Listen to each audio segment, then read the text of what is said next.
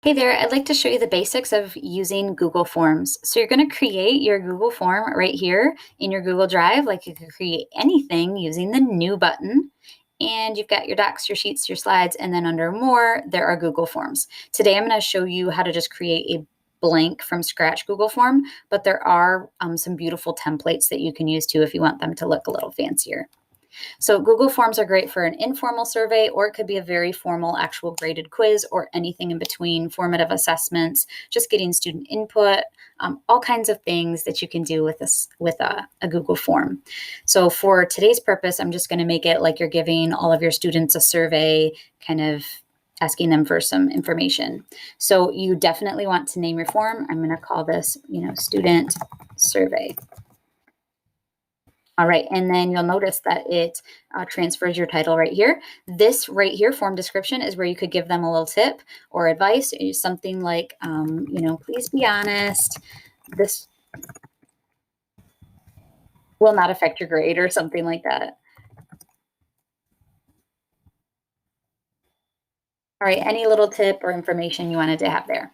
And then right here is your first question. And so you would actually type your question here and choose if you want it to be multiple choice or short answer or some type of checkbox thing.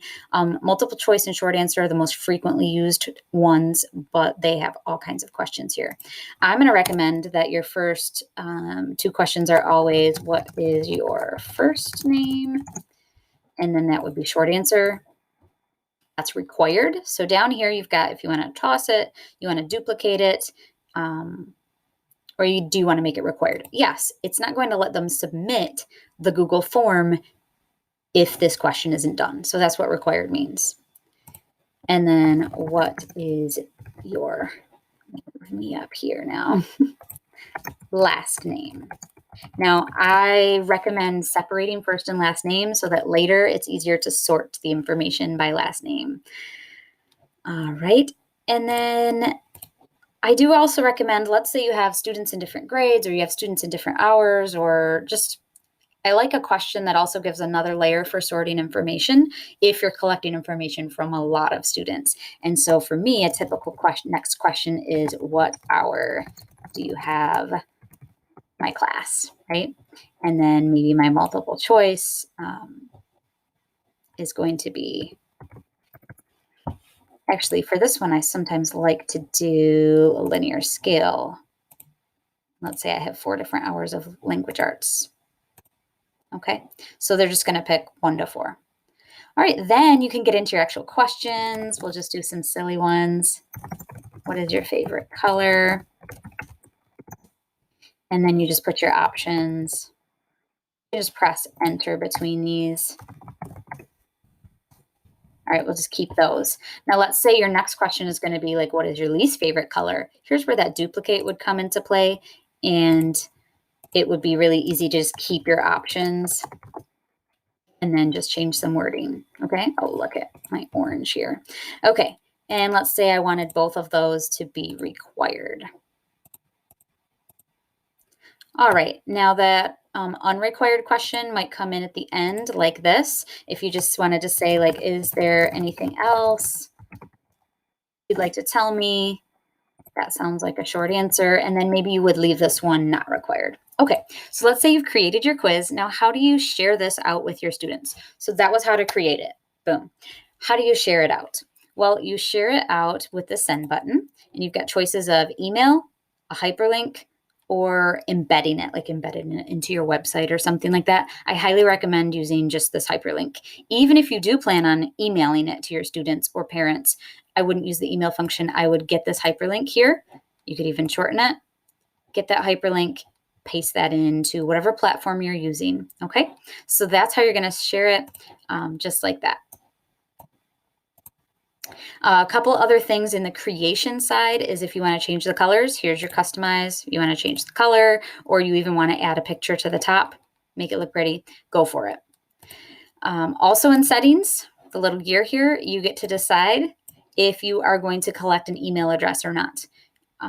I recommend if students are going to do it at school, sure, restrict it to their school email address. But if they're going to be taking it at home, I've found that having this checked creates a barrier for them taking it on an iPod or on a parent's phone or something like that. And so I usually will unclick. If you really still want to collect something, have some type of security, like making sure kids aren't just putting fake answers in, you can do this collect any email address, and then it's not restricting them to be logged into their school account on the device. All right. So you could have this. If you did have that, here's what it would look like. It would just have this at the top of your survey. So I'm just going to take that off though, because let's say for this purpose, I don't want to have restrictions. All right. So that's the basics. If you ever want to see, what does my survey look like? You can hit this little I to preview, and you can see this is what it would look like on the student's end. Okay. So that's how to create it. That's how to share it and send it out. Now, how do you look at the responses? Well, it's right here. There are two options. If you just want to see an overview, then you can go to responses. And this is, since there are no responses, I'll show you one of mine. Here's a context clues little formative assessment I gave earlier this year. And so under responses, here's the real good information is I've got my question, and then I can see, okay, 47 students chose the correct answer. 2 students chose this wrong answer. 3 students chose this wrong answer. And so this gives you that overview of everyone who took your survey. And depending on the question, sometimes it will give a pie chart, sometimes bar graphs like this. It just depends. And so, of course, if it's just a typing, it's going to give you that information in a different way too. Okay, so that's looking at it overall. But a lot of times you want to actually go down and look at what each student put individually. Now you can do that here by clicking individual, but the better way is to make a spreadsheet. And this is so easy. Take a look. So here's your student survey. Here's your responses. And then this button right here, create a spreadsheet. You only have to click this once. You click that to create a new spreadsheet, and then it will create a spreadsheet in your Google Drive that has the same name as the form that you just made. And that's where it's going to put each student's individual information as they take your survey or quiz or whatever it is.